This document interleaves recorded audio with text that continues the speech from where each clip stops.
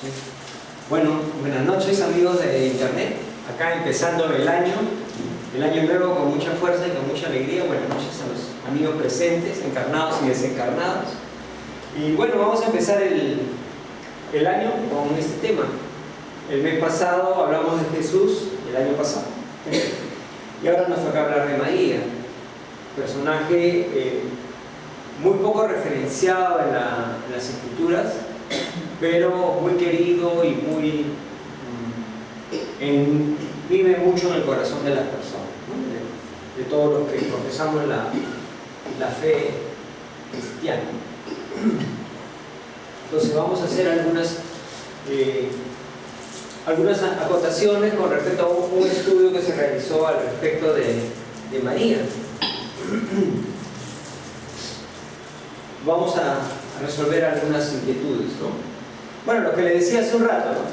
Se habla poco de María en los evangelios, es cierto, ¿no? O sea, más de acuerdo al estilo de cada uno de los evangelistas, se centra ya sea en los hechos o en los pasajes de Jesús, ¿no? Pero María muy poco, se habla muy poco. Pero María, como sabemos,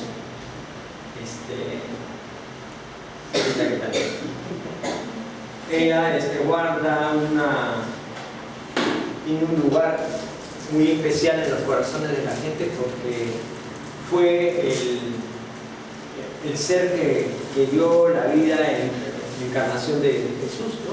Jesús ha sido el Espíritu, el Maestro Jesús, el Espíritu más elevado, el más perfecto que ha encarnado en la tierra, ¿no? Y para ello, obviamente, tenía que tener una madre con muchas cualidades morales que no podía ser cualquier mortal, común y corriente, ¿no? Muchas cualidades, un ser especial, ¿no? Así es. Su nombre fue Miriam, pero la llamamos María, porque es comúnmente así se le llama, ¿no? Que fue esposa de José, que era carpintero. Era nacida en Galilea de noble cuna. O sea, noble cuna quiere decir que era gente que tenía cierta capacidad adquisitiva de la época, ¿no?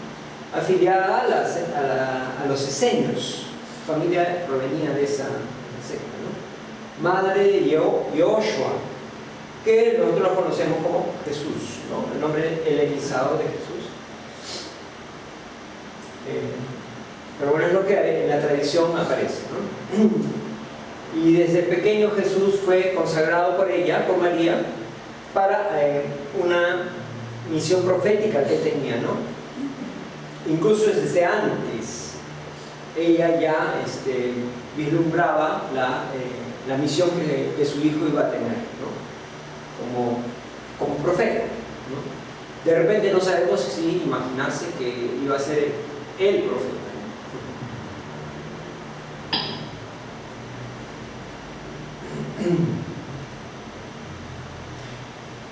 Como les decía, ¿no? El espíritu elegido para una misión divina viene libremente, pero, o sea, estamos hablando acá de Jesús, ¿no? El espíritu que se eligió para llegar a esa misión tan importante a la tierra, vino libremente. No es que a Jesús lo obligaron a venir, ¿no? Al contrario, ¿no? Vino en misión, no vino en castigo, ¿no? Pero para encarnar ese espíritu tan elevado necesitaba como dice acá entre comillas, un recipiente apropiado, ¿no? Una madre, que lo recalco acá, con gran calidad moral y pureza de alma, como era María. Esas eran sus cualidades, ¿no? Gran calidad moral y pureza de alma, llegando así ese hijo engendrado que se convertiría en el Redentor, y que los hombres lo llamamos Hijo de Dios, ¿no? Sí, el Hijo de Dios, ¿no? Pero fue el Redentor, ¿no? Entonces ya estamos ahí ubicándonos en este contexto.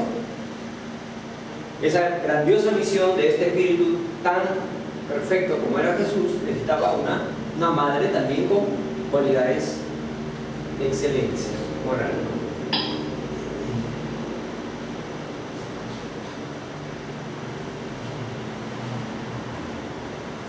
Ahora, estamos tan acostumbrados que la mayoría, me incluyo, cuando nos referimos a María decimos la Virgen María. ¿no? Ahora, ¿por qué? Porque en realidad este es un dogma de fe, ¿no? La Virgen Madre, como que fuera una contradicción, ¿no? Virgen y Madre. En realidad es un dogma de fe en algunas religiones, ¿no? Porque es contradictorio, ¿no? Si una persona es madre, no puede ser virgen, ¿no? Pero esto parte del sentido esotérico de la tradición judía, porque si se hace un análisis de las escrituras antiguas, el Torá y todos esos libros sagrados del pueblo judío, parten en base a la religión que usaban en Egipto, ¿no? Entonces muchas de las cosas que después se vienen a asimilar a la religión cristiana por los hombres parten de esas costumbres que había en Egipto o esas creencias que había en Egipto. Por tanto, el dogma se llama de Inmaculada Concepción, porque si analizamos las palabras Inmaculada Concepción, está hablando de una persona que es virgen y que está dando a luz, ¿no? O sea, lo cual es, por lo tanto sería algo que no es cierto, pues es también antinatural, porque la persona humana para dar a luz a un ser tiene que haber concebido. Fisiológicamente eso es imposible, que una mujer conciba un hijo sin perder su virginidad, ¿no? Entonces, no, pero la Virgen María, pero no, el que pierda la virginidad no le quita ni un millonésimo digamos, de las cualidades que ella tenía, cualidades morales, cualidades de perfección de alma, ¿no? Y acá podemos hablar más de este tema, porque en las tradiciones antiguas, al hablar del sexo, inclusive a través de la pareja casada y todo eso, el hombre con la esposa, tratan de inhibir al máximo, asumiendo que el sexo es algo malo, ¿no? Pero dicen, no lo podemos prohibir, porque si lo prohibimos, ya cómo se reproduce el ser humano. Entonces, bueno, ya pues que lo usen solamente para reproducirse, y la menor cantidad de veces posible, y si es posible con ropa, no desnudo. La desnudez es no. Y si aquella pareja tenía muchas relaciones con su esposa, podía llegar al pecado, y estaba escrito. O sea, un pecado de adulterio con su propia esposa por tener mucho sexo con la esposa, muchas relaciones. O sea, así de cerrada era la visión que había con respecto al tema del sexo en esa época.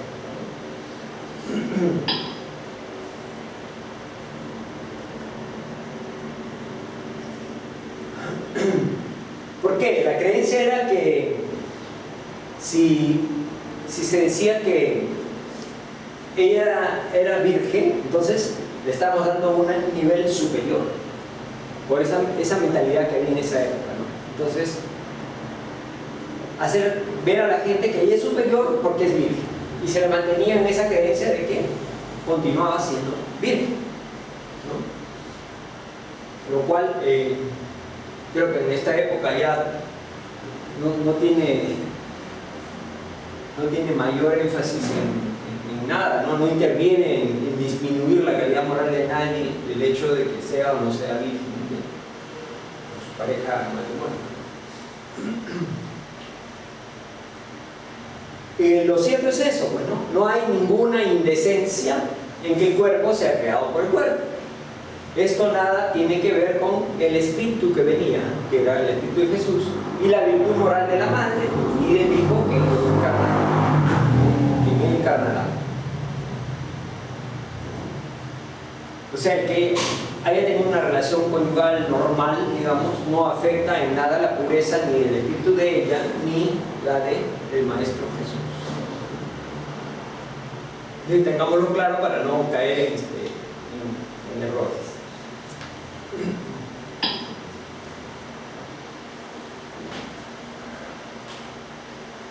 Y antes de entrar acá, ¿dónde aparece en el Evangelio nombrada María por los evangelistas. Quería comentarles algo. A todos nos contaron la historia del pecado original, ¿no es cierto? Que partía de nuestros primeros padres, supuestamente Adán y Eva, que desobedecieron a Dios, ¿no? Y comieron el fruto prohibido, que el fruto prohibido era la simbología del conocimiento, ¿no? O sea, el ponerte a pensar y a razonar ya fue un pecado porque no obedeciste a ciegas. Entonces, ese pecado original supuestamente lo heredamos todos, porque hemos tenido el origen común en él, ¿no? Adán y Eva. ¿Cuál era la consecuencia de ello? La consecuencia fue que todos los mortales somos eso, tenemos que morir, somos mortales. Antes, en la época de Adán y Eva, supuestamente eran inmortales, en cuerpo y alma, ¿no? Inmortales. Pero a raíz de ese pecado, todos somos mortales. Pero la historia dice, bueno, para recibir a Jesús es necesario María. María es un ser especial, no fue contaminada por el pecado original, por lo tanto es un ser superior, ¿no? No tiene la mancha del pecado original. Pero después los teólogos, inclusive hasta San Agustín, Santo Tomás, de la época antigua, entraron ahí en un tema, ¿no? Uy, espera un ratito, si es superior y no está, ¿cómo hacemos cuando muera? Pues supuestamente no debe morir, la madre, María. No, ahí inventaron, no, ella no muere. Ahí inventaron la asunción de María. Quiere decir que en cuerpo y alma, de frente al cielo, no muere, como nosotros, como todos, ¿no? Entonces, ya pues es una fantasía que no tiene mucho asidero lógico, ¿no? Porque o sea, son cosas de los hombres, no son cosas de Dios, ¿no? Y la explicación que da la doctrina a eso es la siguiente. El hombre en la tierra pasado por diferentes épocas, ¿no? Épocas primitivas, espíritus primitivos, cuerpos rudos, rudimentarios, épocas de violencia, qué sé yo.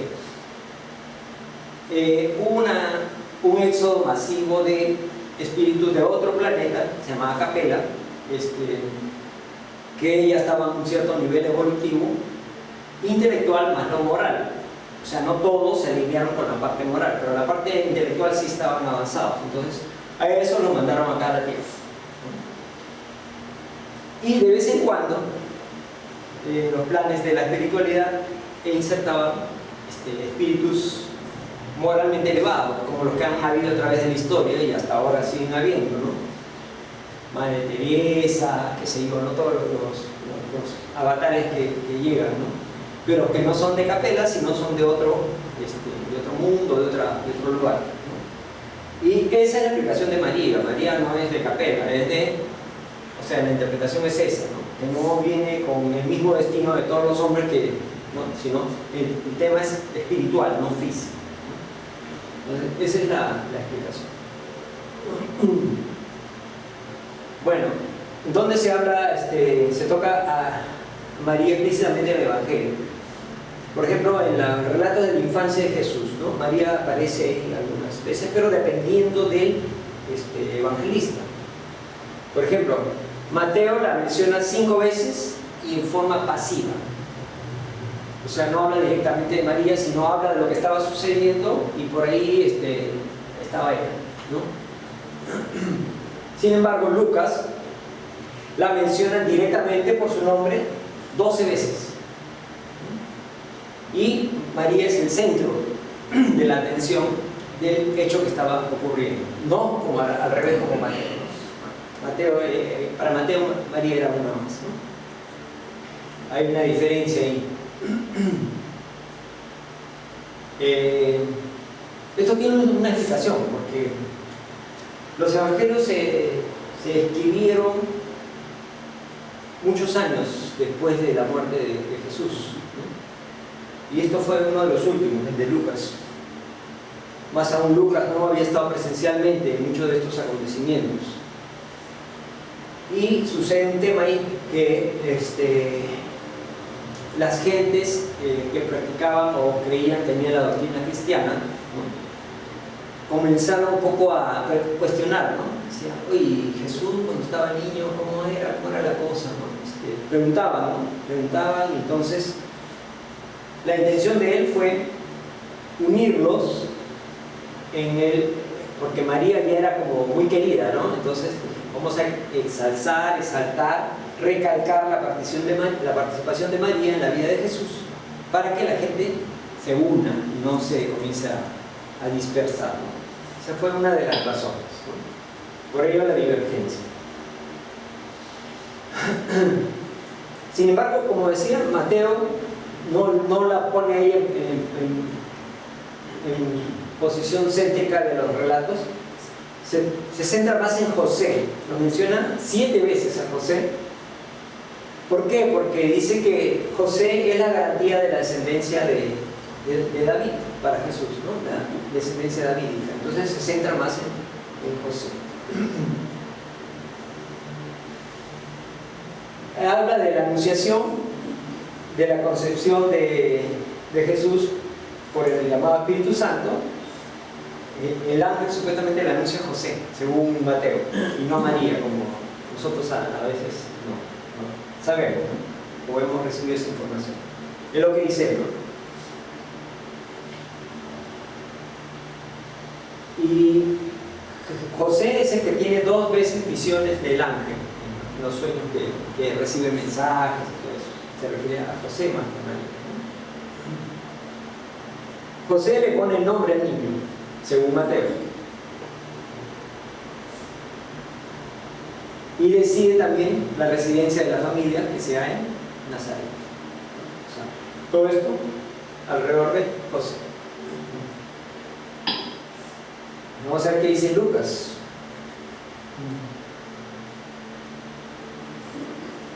Lucas, al contrario, se centra en María. Acá José ni siquiera es informado sobre el embarazo de María, según la narración de Lucas.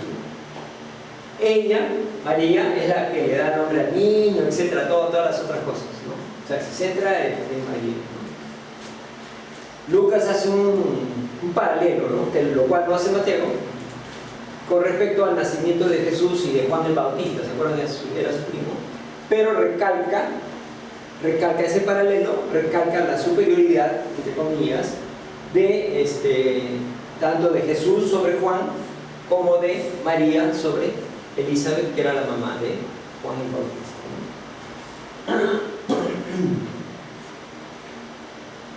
Ahora ya les comenté el por qué él se centra en María, ¿no? Porque quiere que la gente, en base a esa devoción que ya se estaba naciendo entre las gentes, unirlos a través de este relato, ¿no?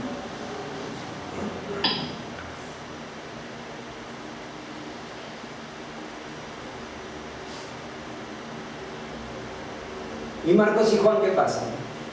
No hablan de la infancia de Jesús, porque la infancia fue no fue necesario, dice al comienzo, porque ellos se centran en el mensaje de Jesús, ¿no? Y al comienzo no interesaba mucho la infancia, pero conforme la gente comienza a cuestionar, entonces ahí sí se hizo necesaria la narración de la infancia de Jesús. Para Marcos, como decía, lo importante era que se comprenda el ministerio de Jesús. Ahí se centró en eso, ¿no? Que se entienda el propósito de Jesús, qué fue lo que hizo a partir de los 30 años, ¿no? Porque 3 años básicamente fue lo que él estuvo dedicado a su labor de difundir, ¿no? La doctrina del amor.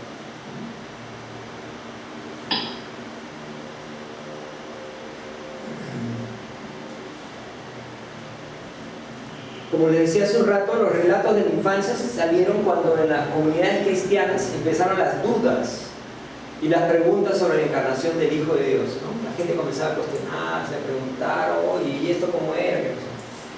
Y entonces así ya comenzaron los relatos y tradiciones en torno al nacimiento del Maestro. Por ello la diferencia es entre Mateo y Lucas. Si analizamos los evangelios vamos a encontrar esa diferencia, ¿no? Como decía, Lucas se escribió después, ¿no?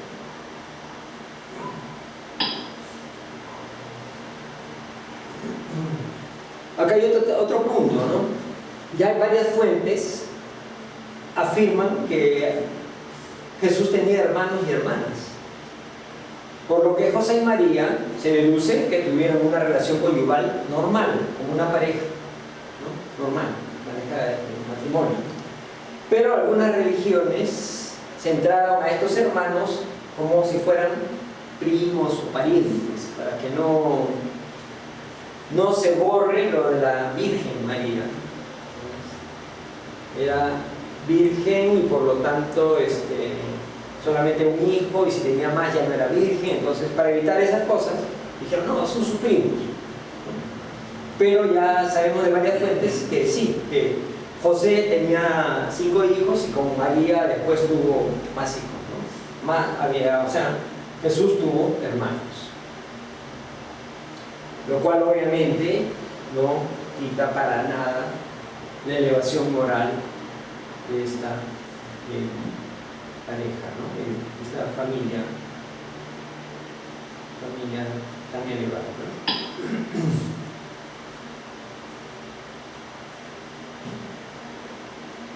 En el capítulo 2, versículo 7, Lucas dice que Jesús era hijo primogénito de María.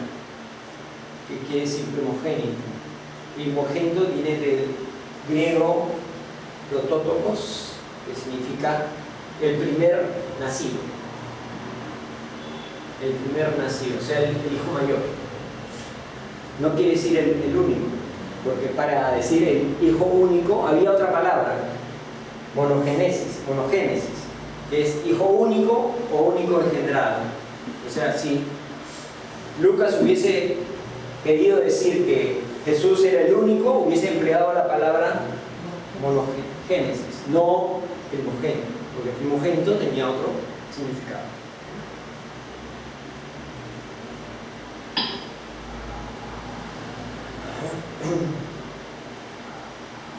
En Marcos, capítulo 3, versículos 32 a 35, y en el versículo 20 de ese mismo capítulo, dice, hay una narración que ustedes se deben recordar, donde Jesús estaba predicando a la gente, estaba hablando a la muchedumbre, a la gente que lo seguía, y se acerca María con algunos hermanos de Jesús, y lo van a buscar, ¿no?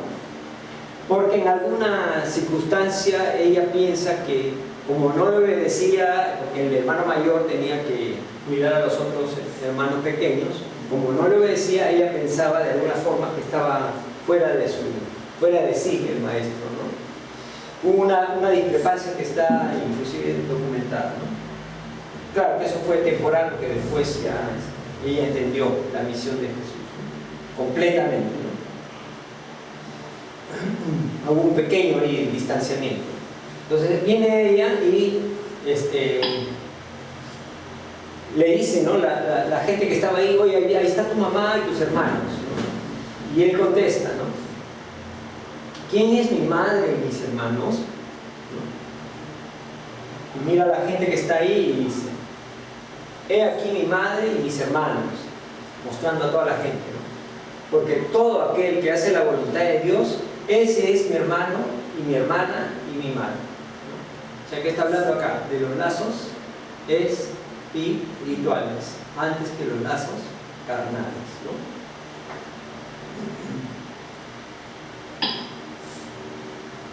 ¿no? Acá se reafirma nuevamente que Jesús tenía hermanos, de nuevo, y contrasta la relación familiar carnal con la realidad de la familia espiritual, ¿no?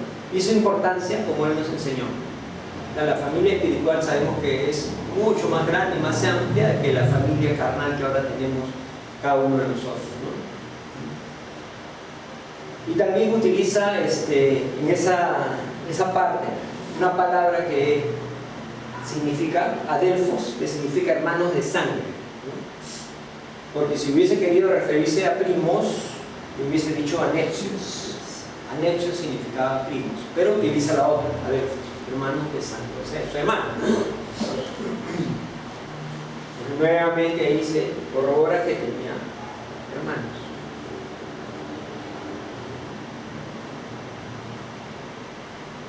Más aún, él se llevaba bastante bien con su hermano pequeño, que se llamaba Jaime.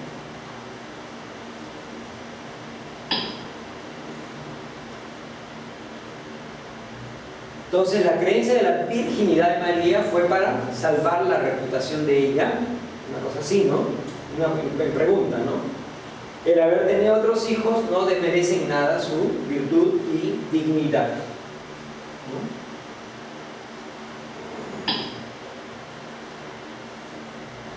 El matrimonio, ahora también inclusive, ¿no? Se habla de sacramento en la Iglesia Católica. Es santo, ¿no? Y la maternidad igual, también lo es. No hay pecado alguno en que José y María hubieran vivido plenamente su relación conyugal. El valor de la llamada santidad de la virginidad fue una creación de la ideología religiosa de la época, ¿no? Introducida en el cristianismo, ¿no? O sea, fue algo para, como una palanca ahí para poder exaltar más la figura de María, lo cual no era necesario hacerlo de esa manera, ¿no? Pero como les decía, ¿no? Inclusive comenzaron a cerrar los temas de relaciones en el matrimonio, a tal punto de que decían ya en las fiestas, ¿no? Antes de la pareja, 20 días antes, 20 días después, que no sé qué, que no sé cuántos, y dejando el mínimo de oportunidades para que la pareja tuviera relaciones. Y si las tenía con ropa, mejor, porque decía que la desnudez era un tema pecaminoso, ¿no? Inclusive entre los esposos, ¿no? O sea, era una cosa así, ¿no?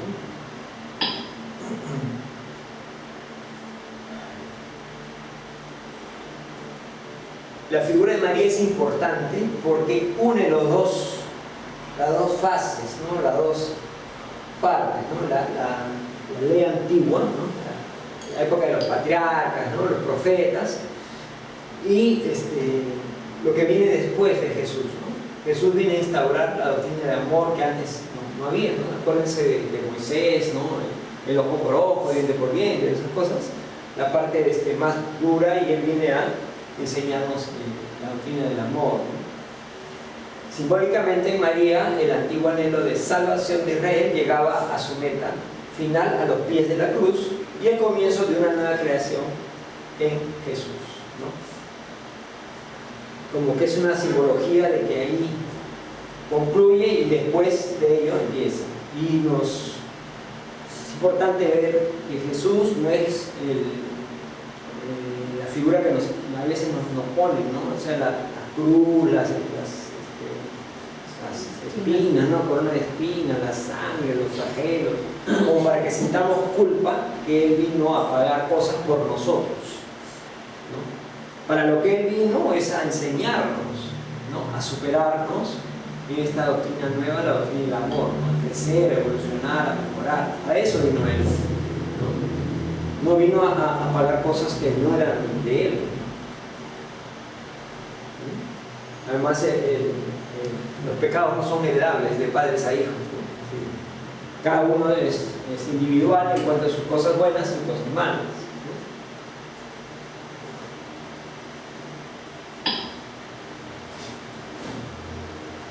También en el Evangelio habla como María, como creyente y discípula de Jesús, ¿no? En Hechos de los Apóstoles, capítulo 1, versículo 14, se habla de María en la comunidad de los discípulos, sin privilegio por ser madre de Jesús. O sea,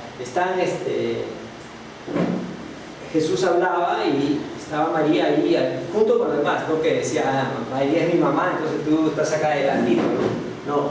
Estaba ella en forma igual que todos, ¿no? No tenía ningún privilegio por ser mamá del maestro, ¿no? Eso lo narra ahí en Hechos de los Apóstoles.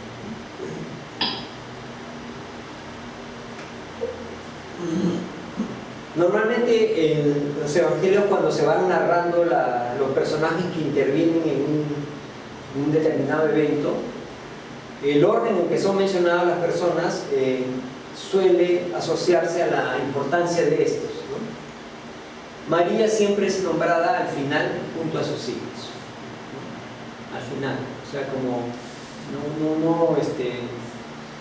levantándole el ego ni la cosa, ¿no? O sea, es muy humilde su participación y siempre perfil bajo, como quien dice, ¿no? Solo aparece la participación de ella junto a otras mujeres en las reuniones de los discípulos y se menciona perseverando en la oración y el ruego. O sea, ese era su rol de ella, ¿no? O sea, era una más, pero con esa disciplina, con esa fidelidad, ¿no? Sin ganas de sobresalir ante nadie, ¿no? Entendiendo el verdadero rol que nos toca a todos, ¿no? Y especialmente a ella, ¿no? Porque era la madre de Jesús, ella iba a decir, yo soy la mamá del maestro, salúdenme todos, no sé, nada de ese tipo de expresiones ni cosas, ¿no? Al contrario, su humildad era digna de ejemplo, ¿no? Según Pablo, habla pues muy poco, ¿no? Dice un silencio muy grande, ¿no? Y la única referencia que hace ni siquiera la menciona por su nombre. Dice, pero cuando vino el cumplimiento del tiempo, Dios envió a su hijo, nacido de mujer, no dice hijo de María, dice nacido de mujer, nacido bajo la ley, para redimir a los que estaban bajo la ley, a fin de que recibieran la adopción de hijos. Está en Gálatas, capítulo 4. Esa es la única mención que hace Pablo de María, y ni siquiera por su nombre, ¿no? Nacido de mujer nada más. Pero, miren, nacido de mujer, nacido bajo la ley. Esos dos párrafos nos hacen el nexo o la conexión que hay entre la parte biológica del ser humano, de Jesús, el maestro biológico, nacido de mujer, y la parte religiosa, ¿no? Que dice nacido bajo la ley de Dios, ¿no? Muestra la concepción de Pablo del propósito de la encarnación de Jesús, ¿no? Ser como el nexo, el eslabón entre ambas fases del pacto con Dios, ¿no? Jesús vino a establecer una nueva relación entre Dios y los hombres, nacido de mujer, otorgándonos la adopción de hijos y para redimir a los que estaban bajo la ley. Darle la oportunidad, enseñarnos a todos los principios del amor y de la doctrina que Él vino a enseñar, a romper esquemas, ¿no? Desde esa época hasta ahora.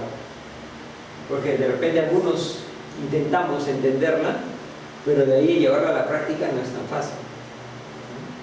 A ver, ama a tu enemigo, perdona a tu enemigo. No es fácil, no es fácil, pero hay que intentarlo. Lo mismo decía, ¿no? Fácil es perdonar a quien te ama, pero anda, perdona a quien te odia o te hace la vida a cuadritos, eso es realmente complicado.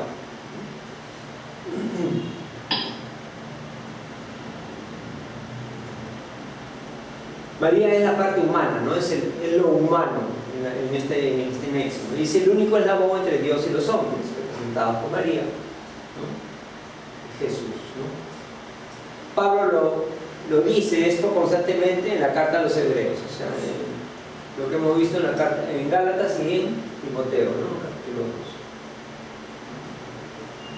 2. Y bueno, este es el personaje que queríamos rescatar un poco, porque como decíamos en las escrituras no figura mucho, pero es muy importante la presencia de ella, porque digamos, ella, recuerden en la transformación de las bodas de Caná, la transformación del agua en vino, el Maestro Jesús obedece a su madre, lo que ella le pidió, ¿no? Bueno, independientemente de quién era el que se casaba, si era un hermano, si era un primo, qué sé yo, ella le pide y él obedece ahí, ¿no? Y él hace la conversión del agua en vino. Entonces la presencia de ella es, inclusive espiritualmente en nuestras vidas, es importante, porque cuando alguien quiere lograr algo de alguien, si se lo pide a la mamá y la mamá se lo pide a esa persona, el camino es más asegurado, ¿no? ¿No es cierto? Si alguien quiere algo bueno, mira, yo no conozco a Francisco, mi hijo, ¿no? Yo soy mi hijo. Pero porque vamos con la mamá, entonces le voy a pedir a la mamá para que le pida así. Es igualito.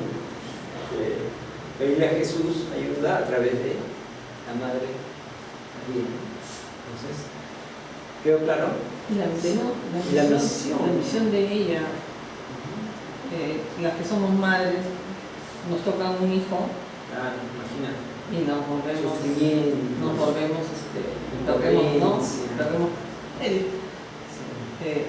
volvemos filas, ¿no? Y aceptación. Pero ella, ¿cómo aceptó? Porque sabía que la misión de Jesús era esa, ¿no? Exacto. Más aún, perdona a Judas. Claro, sabemos que Judas se suicida y ella es la que va y lo socorre. Y lo rescata. Del abismo de los suicidios. Lo rescata a él. Y es ahí cuando ella se vuelve como la encargada de socorrer a todos los suicidios. Porque primero perdonó a Judas. Claro. Y lo toma como una misión, ¿no? Lo toma como una misión. Sí.